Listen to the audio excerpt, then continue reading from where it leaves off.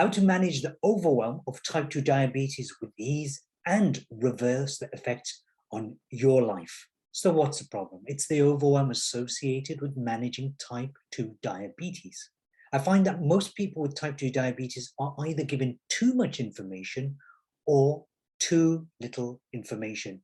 So they can't cope well with either. So information overload or not enough for them to be able to sustain a decent, healthy, happy life. You cannot get your life back from type 2 diabetes by just managing it, by managing the symptoms. Instead, the best thing to do is to take the steps to reversing type 2 diabetes. So what's the solution?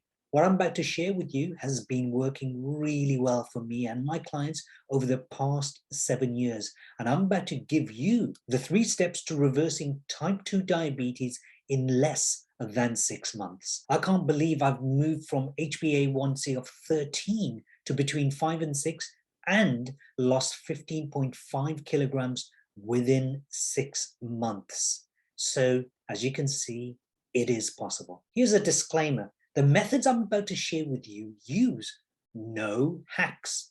They need committed action. This method is free for you to use. It does, however, require you to invest time. And of course, there's always a cost. So let's go through these 3 steps. Step number 1, focus on the cause and not the symptoms.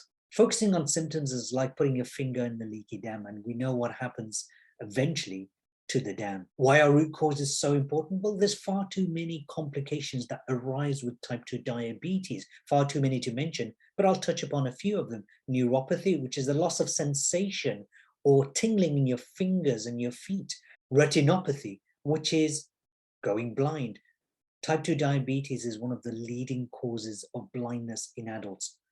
Heart disease, cancer, kidney problems, to name but a few. According to Diabetes UK, they said the survey of more than 2,000 adults with diabetes from across the UK shows that 75% of those who feel overwhelmed say that this affects how well they can manage their condition. And one of my clients, Annie, said this: I had been an asthma sufferer and a type 2 diabetic for 2 decades. After working with Haroon for the past 2 months, I now have no need for very strong steroid inhalers. I've also lost 35 pounds in weight and have managed diabetes so well that I no longer use the insulin injection. I am much healthier and more confident and happier now that this holistic approach has worked for me. I believe that diabetes is not the lifelong illness that I was told it would be. If I can do it, so can you. So the first thing is to address the root cause.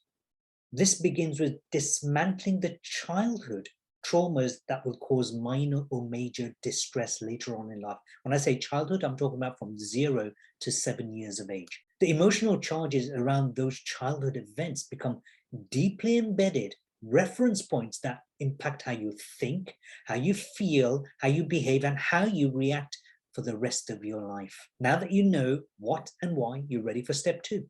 Step 2 is boost your mental and emotional health. There are 4 ways to handle emotions, only 4. Number 1 is suppression. That means you feel an emotion, a feeling, and you don't express it, you don't talk about it, you don't do anything, you just put it down, stiff up a lip, and you stay hush. Here's the problem. The vast majority of people with type 2 diabetes and other chronic diseases have got psychosomatic disorders. That means their emotions, their suppressed emotions, are impacting their health. So suppression leads to disease. Second one is expression. So you might get angry with somebody and you're expressing your feelings. Here's the thing, later on, very likely and very often, you'll feel guilty. And how do you express guilt? You can't, so you've got to suppress that instead. The third way is escapism, which is very popular, which basically means being addicted to distractions beyond your physical being. That might mean social media, being somebody who likes to binge watch television. It might be food addiction. It might be alcohol addiction. It might be porn addiction. It might be just going to the cinema a lot.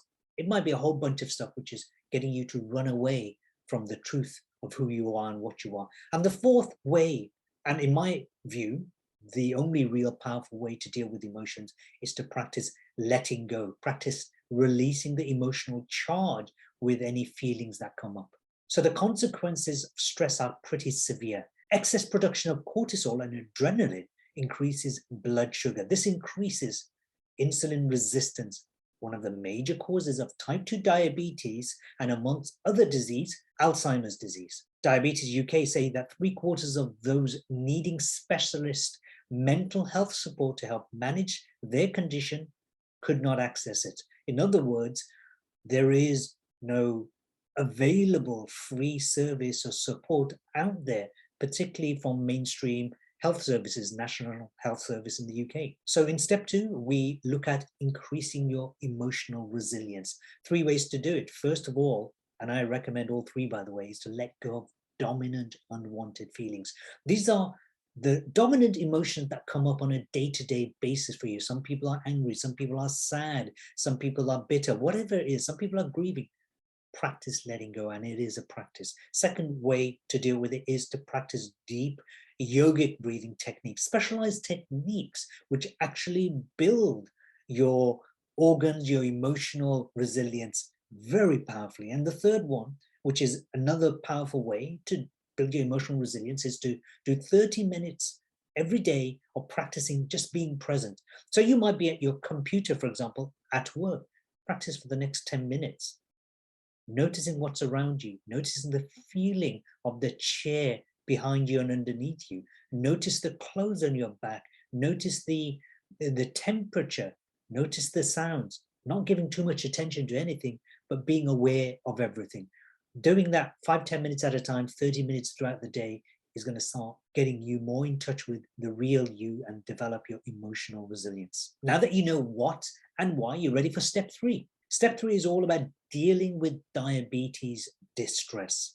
Diabetes distress is what some people feel when they're overwhelmed by the relentlessness of diabetes. Diabetes distress can lead to diabetes burnout. The way you react to things and the emotions you feel can vary for different people. You might feel frustrated, guilty, sad, or worried. So Martin, one of my clients, said, after just a few months of Haroon's help, my blood sugar levels have improved. I can walk 30 to 40 minutes a day, pain-free. I also enjoy meals without having to worry about blood sugar spikes and have loads of energy. Step 3 is all about mastering your day, your day-to-day reality. So 3 different ways to do it. Number 1, first thing in the morning, take 20 minutes out just to compose yourself. The best time is straight after you've woken up, because lots of things would have happened to you overnight while you're asleep, or the night before, or the day before. Take 20 minutes out to just be present. And this might be practicing breathing techniques. This might be just doing meditation, or just relaxing and not doing anything, but just 20 minutes to just stay still, stay grounded. The second way is to write down 3 to 5 of your biggest intentions for the day. One thing you might do is do the night before or first thing in the morning. What is it that I'd like to have achieved by the end of today? And this might be in context of your type 2 diabetes, for example. And the third thing you can do, which is linked to the previous exercise, is to set and manage expectations. So yes, have a vision of what you want for the day, but manage it by asking these questions. What's the worst thing that can happen if things don't work out? Meaning in the context of your intentions. What's the best thing that can happen? And then third question related to this, what can I do to prevent the worst from happening? People who set goals using this approach find that their effectiveness for goal setting improves by 200 to 300%. Have a go, see what happens for you. Now that you know the what and why of mastering distress, you're ready for what to do next. Now that you can start to manage overwhelm on your own, you need to know exactly how to completely and permanently turn the traumas that create overwhelm to become triggers for success on your reversing type 2 diabetes journey. To start reversing type 2 diabetes, drop the word "count me in" below this video in the comment section, and I will follow up with you and send you details about my new Win Your Life program. Thanks for watching. I look forward to connecting with you fully.